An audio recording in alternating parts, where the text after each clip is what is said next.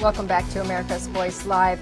In Chicago, Mayor Lori Lightfoot is launching a process to review 41 statues and other monuments in order to confront the, quote, hard truths of Chicago's racial history.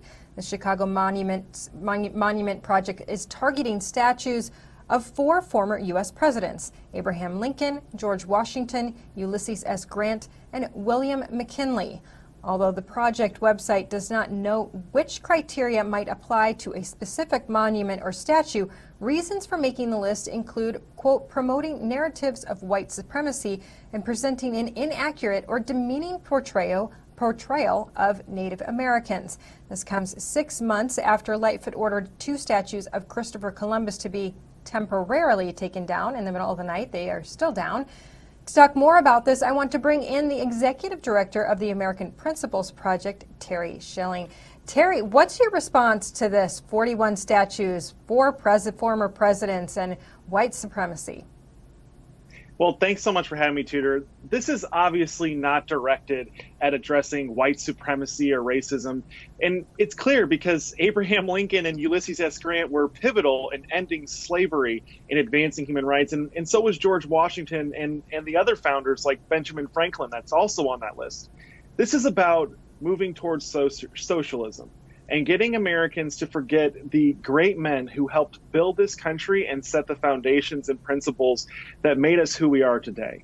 That's simply what it is, and this is just another attack from the progressives, as we see all too often, to destroy this country. Explain a little bit more about what you mean about socialism when you say this, because this is historically, socialist dictators have come in and taken down statues. This is not something new. If we were to actually pay attention to history, we would see that this is how socialism begins, erasing the history and taking all of the memorabilia of history down. Is that correct? No, that's exactly right. We've seen this in Venezuela and several other countries. It's important in order to progress towards socialism, you have to get a nation to forget its roots, forget its founding principles, forget its leaders that helped create that nation and direct it towards where it ended up. And that's why they want to erase George Washington. That's why they want to erase Abraham Lincoln. It's because men like that helped form America at the very root of what we are. And they helped form America and set these principles of government, of self-government, government by the people, of the people, and for the people. And they can't move forward and away from all of these American principles until they erase these great men and their words. This is just a modern form of book burning.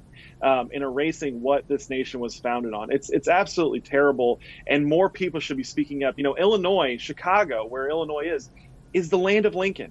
And it's also the land of Ulysses S. Grant. It's absolutely a tragedy that this is going on.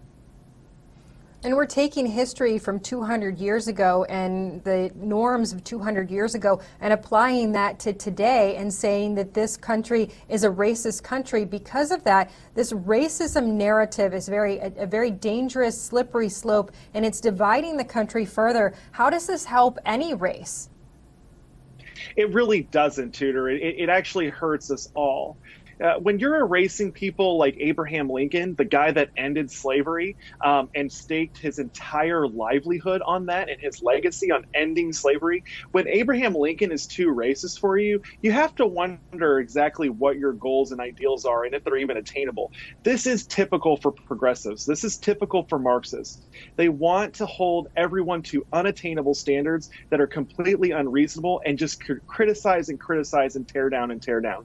We have to start standing up. If we can't save Abraham Lincoln and George Washington, we won't be able to save anyone in this country. Well, and what are better ways to honor our Black history and honor our historically Black folk who have done incredibly wonderful things in this country, and also teach the American people to help those marginalized communities that we're saying are being held down by people? How do we change that and make America more unified and also take care of those people at the same time? What we have to do is take a lesson from Martin Luther King Jr. A lot of people don't realize this, but Martin Luther King Jr. staked his entire civil rights fight around the words of our founders. We have have to educate the American people about what our founders fought for, what they believed, and what they secured for us, and how those founding principles and ideals and goals ended up unraveling slavery and enacting civil rights later on. America is a beautiful country. It's the only country in the world that was founded on ideas and principles and values. And it said that all men are created equal.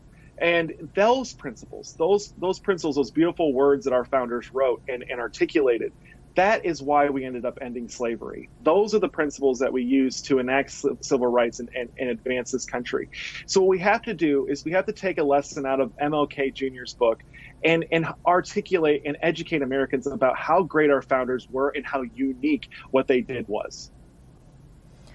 In about 30 seconds here, we have the 1619 Project. Obviously, we're all big fans of free speech, but how dangerous is it to have something that goes into school curriculum that is an inaccurate portrayal of how the country started? It's incredibly dangerous to teach our kids that America was founded on slavery and oppression and tyranny, which is the exact opposite. It's so dangerous.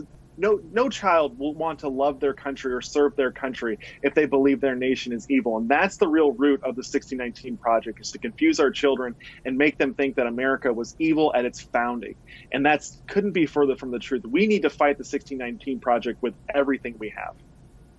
And there was the 1776 Commission, but as you know, that has been dismantled and now no longer will exist. Terry Schilling, the Executive Director of the American Principles Project, thank you so much for coming on today. Really appreciate having you.